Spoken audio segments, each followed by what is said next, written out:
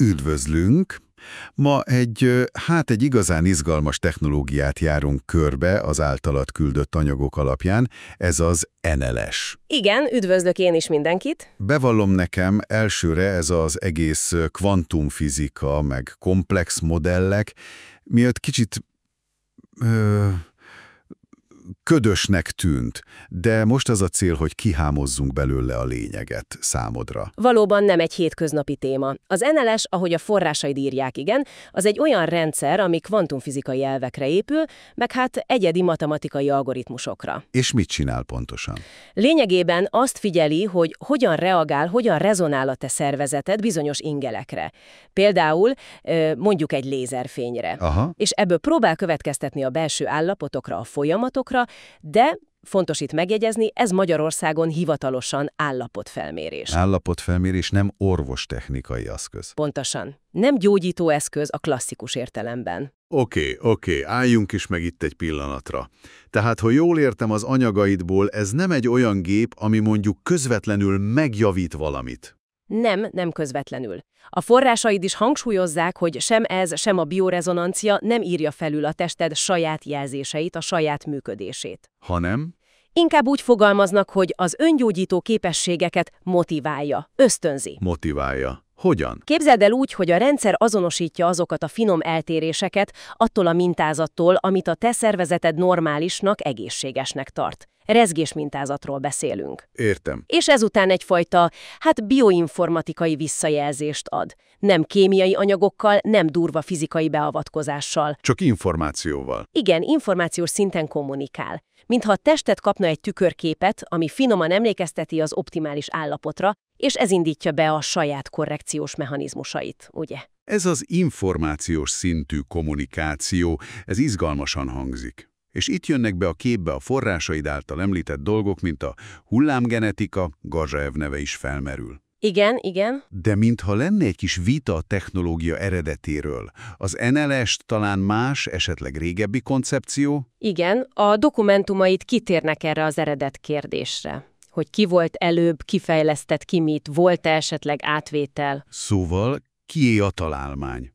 Felmerül, hogy az NLS alapelvei talán már jóval Garzsajev hullámgenetikai kutatásai előtt léteztek. Tényleg? Igen, akár katonai vagy titkosszolgálati fejlesztésként Amerikában, Kanadában, sőt, egy lehetséges magyar szálat is említenek, KFK-i. Azt a magyar szál. Lehetséges. Persze közben elismerik Garzsajev munkásságát a hullámgenetika népszerűsítésében.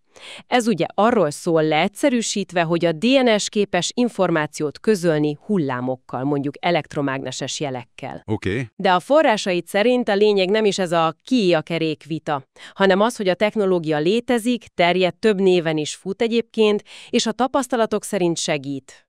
Rendben. Tehát a hogyan működik és a mire jó fontosabb, mint a pontos eredet. És az anyagaid szerint hol használják ezt a technológiát a gyakorlatban? Több helyen is felbukkan a forrásaid alapján. Említenek konkrét magyarországi kórházi alkalmazást is, a Tracker nevű készülékkel. Kórházban? Igen, bár azt írják gyakoribb természetgyógyászati rendelőkben. Logikusnak tűnik. És ami különösen érdekes lehet számodra, állatoknál is használják, kutyákon, macskákon, lovakon. Állatoknál? Komolyan? Hogyan? Akár egy szőrminta alapján, távolról is, vagy speciális lézeres érzékelőkkel. Na hát. Az egyik anyag meg is jegyezi, hogy az állatoknál állítólag gyorsabb a reakció. Miért? Ahogy fogalmaz a forrás, mert nem agyalják túl. Vagyis nincs meg az a tudati ellenállás vagy placebo, nocebo hatás, ami az embernél befolyásolhatja a folyamatot. Ez tényleg egy érdekes mellékszál. Összefoglalva tehát, ha jól rakom össze a képet, az NLS egyfajta visszajelzőrendszer, a testet saját rezgéseit használja, információs szinten próbálja ösztönözni a szervezet természetes egyensúlyra törekvését. Pontosan. Anélkül, hogy erőszakosan beavatkozna. Egyfajta kvantumszintű állapot tükörként működik. Nagyon jól összefoglaltad a lényeget az anyagaid alapján. Igen. És még egy dolgot említenek a forrásaid, egy kapcsolódó, de egyszerűbb technológiát. Még valamit? Igen, ezt skalársugárzónak nevezik. Ez lényegében egy olyan eszköz, ami specifikus frekvenciákat tud sugározni a térbe. Csak úgy. Vagy akár célzottan egy személynek, DNS minta alapján, távolról is. Anélkül, hogy a teljes komplex NLS rendszer kéne hozzá. Érdekes. És zárásként pedig egy gondolatébresztő, ami szintén a te anyagaidból származik. Ha a testünk valóban képes reagálni ezekre a rendkívül finom, információs szintű jelzésekre, Igen. vajon milyen mély, eddig talán alig ismert önszabályozó és öngyógyító képességek rejlenek bennünk, amiket még nem aknáztunk ki teljesen. Ez valóban elgondolkodtató. Köszönjük, hogy velünk tartottál ebben a közös felfedezésben.